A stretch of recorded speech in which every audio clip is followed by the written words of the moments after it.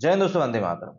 कल के मैच में जो मैच पाकिस्तान के सामने थी ना कि 500 रन बनाओ और फिर 13 रन पे ऑल आउट कर दो, इस तरह की जितनी भी गणित थी, उस गणित के सामने अगर पाकिस्तान नेपाल के अगेंस्ट भी खेल रहा होता ना तो भी पाकिस्तान सेमीफाइनल में नहीं जा सकता था। तो जो पाकिस्तानी ये उम्मीद लगा रहे थे कि कल पाकिस्तान इंग्लैंड के सामने बिल्कुल जज्बा फाड़ क्रिकेट खेलने वाला था, मुझे लगता है कि आप लोगों की उम्मीद में ही खोट थी।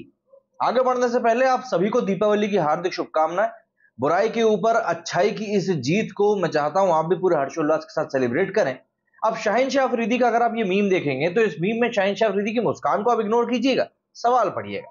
सवाल लिखा है कि ब्रो वो कौन सी चीज है जो विंटर में छोटी हो जाती है। अब आप इस सवाल का जवाब ढूंढें उससे पहले मैं आपको कुछ इस मैच के बारे में चीजें बता देता हूं। उसके बाद में हम देखेंगे पाकिस्तान से जुड़े हुए इस हार के ऊपर जो कई सारे मीम्स की बाढ़ आई है, भले ही वो भारत आटा ले जाने को लेकर हो या होटल स्टाफ को चेतावनी के तौर पर कि भैया अपना सामान चेक कर लेना, उन सभी मीम्स को भी जरा हम देखेंगे। तो वीडियो में बने रहिएगा, काफी सारी इंटरेस्टिंग चीजें इस वीडियो में हम लोग डिस्कस करने वाले हैं। अब देखिए हुआ कुछ यूं है कि देखिए कल पाकिस्तान मैच हार गया और ऐसे वैसे नहीं, अच्छे खासे तरीके से ही हारा है। तो लोगों का इसके ऊपर कहना है कि दरअसल पाकिस्तान हार कर वर्ल्ड कप से बाहर नहीं गया है।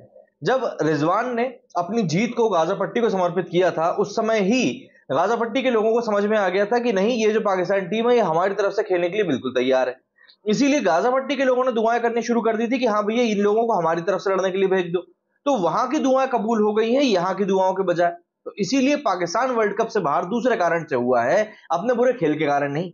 और वैसे भी कहा तो यह भी जा रहा है कि बाबर की शादी होने वाली है, बस इसीलिए उसका खेल में मन नहीं लग रहा। अब एयरपोर्ट की तरफ ये लोग जा ही रहे थे तो भारत आटा भी अभी लॉन्च हुआ ही है। इसीलिए मोदी जी ने कहा कि भैया इनको आटा दाल तो दे ही दो, साथ ही साथ क्योंकि हमने दीपावली की सफाई सही तरीके से कर ली है इसलिए जाते जाते इनको सोन पपड़ी का एक डब्बा ही पकड़ा दो।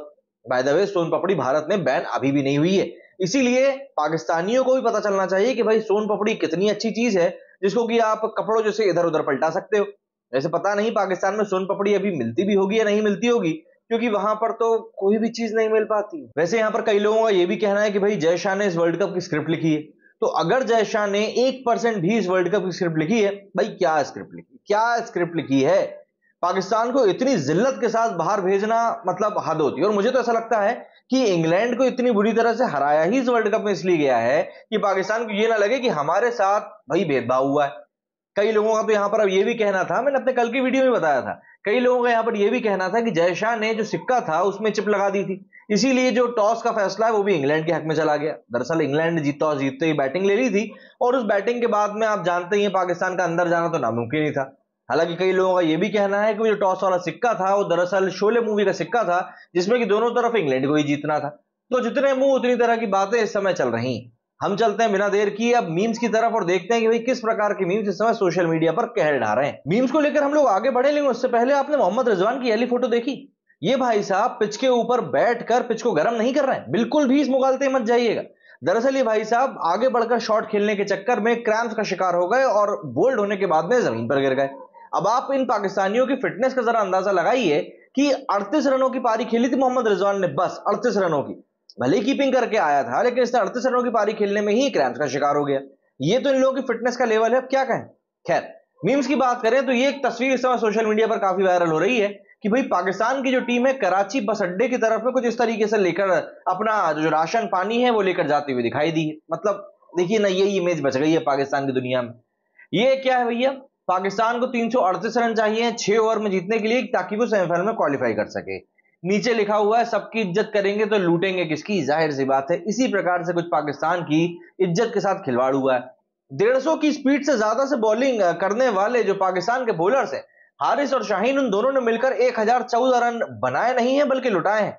वहीं पर अगर बात करें विराट और रोहित, दोनों ने मिलकर 285 रन बनाए हैं। तो इस तरीके से शाहीन और राउफ जो हैं वो भारत से 29 रनों से जीत गए। जाहिर सी बात है हारिस राउफ तो इस वर्ल्ड कप में सबसे ज्यादा रन देने वाले बॉलर भी बन गए।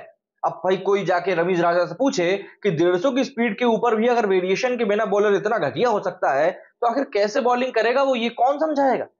अब यही आप देख लीजिए ईडन गार्डन का जो स्टेडियम है वो पाकिस्तान और इंग्लैंड के मैच के लिए पूरा पैक भरा हुआ था।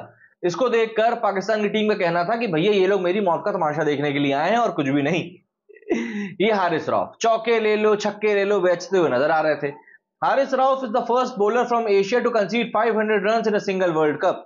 जाहिर सी बात है 150 की स्पीड वाला ये बॉलर जब से विराट कोहली से वो छक्का खा के आया ना तब से इस बॉलर की लाइन लेंथ जो बिगड़ी है, इसका करियर ही बिगड़ चुका है। और कोई बड़ी बात नहीं है अगर पाकिस्तान पहुंचने पर इन भाई साहब को टीम से रुखसत कर दिया जाए, तो कोई बड़ी बात नहीं है। इस मीम को आप देखिए, most run considered in a single World Cup edition Rauf, most sixes considered in a single World Cup edition Rauf. मतलब हारिस राउफ की मैं कह रहा हूं ना भाई, इस बंदे का करियर अपना खत्म हो चुका है, खत्म। इसीलिए कहते हैं इंडिया से पंगा नहीं लेना चाहिए। और उसके बाद ईशान किशन को जो इन्होंने भाई साहब ने सेंड ऑफ दिखाया था, क्या करें भाई, जो रही सही कसर थी ना वो उसके बाद में पूरी हो गई थी। मतलब आपको एक बार समझना चाहिए कि आप जिस टीम से पंगा लेने के लिए जा रहे हो, क्या वाकई में लायक भी उस टीम से पंगा लेने के लिए? क्या बोलूं, इफ्ती मियां बोल रहे हैं कि अगर नीदरलैंड से इंडिया को हरा दिया तो पाकिस्तान के चांस है क्या? तो बाबर भैया को गुस्सा आ गई। बाबर भैया ने कहा कि इतना मारूंगा भिखारी भीख भी नहीं देगा। जाहिर सी बात है गुस्सा तो आएगी। यहां पर अपडेट निकलकर सामने आई है कि पाकिस्तान क्रिकेट टीम को वर्ल्ड कप से बाहर होने के बाद पीसीबी एक स्पेशल फ्लाइट भेज रही है अपने प्लेयर्स को वापस बुलाने के लिए, सिक्योरिटी कंसर्न्स के कारण। ये है वो प्लेन। लेकिन प्लेन के ऊपर अगर आप गौर फरमाएंगे तो प्लेन की नाम क्या लिखा हुआ है आप लोग खुद ही पढ़ लीजिए। मतलब मैं पढ़ूंगा तो बुरा हो जाएगा, मतलब अच्छा नहीं लगता है, आप समझिए ना इन चीजों को। हिना खान ने यहां पर लिखा है क्विंटन डिकॉक ने 591 बनाए हैं, रचिन ने 565 बनाए, विराट कोहली ने 543 बनाए, हारिस राव ने 533 रन दिए हैं।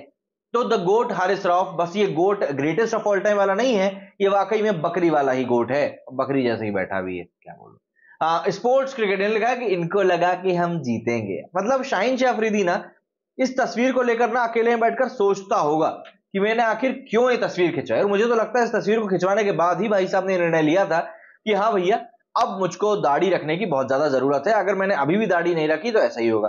अब मैच के बाद में यहाँ जो है मोहम्मद रिजवान साहब कुछ इस प्रकार से रोते बिलखते हुए जाते हुए दिखाई दिए थे। लेकिन बात वही हो जाती है ना कि अब पछताए होत क्या जब चिड़िया चुग गई खेत, बस वही वाली सिचुएशन यहां पर थी। अब इस चीज को ये लोग समझे नहीं है, समझना चाहते नहीं थे, इफ एंड बट वाली बहुत सारी बातें हैं। लेकिन बॉटम लाइन यही है कि पाकिस्तान इस वर्ल्ड कप से बाहर हो चुका है, ड्रामा खत्म हो चुका है। अब इंडिया का मैच होना है न्यूजीलैंड के साथ में, सेमीफाइनल पक्का हो चुका है। और ऑस्ट्रेलिया खेलने वाला है साउथ अफ्रीका के साथ में। 2019 मैनचेस्टर का रिकैप एक बार फिर से हमको यहां पर देखने के लिए मिलेगा। उम्मीद यही करेंगे एज एन इंडियन फैन कि भाई इंडियन टीम जीते, मैनचेस्टर का बदला ले, और फिर अगले आने वाले मैच में भाई वर्ल्ड कप फाइनल में जो भी कोई टीम आती है ऑस्ट्रेलिया साउथ अफ्रीका में से, उनको हराकर वर्ल्ड कप उठाए। लेकिन हाँ ये बात भी है कि चारों ही टीमें काफी ज्यादा स्ट्रांग है, ऐसे में ये मैच काफी ज्यादा इंटरेस्टिंग होगा, ये बात भी तय है।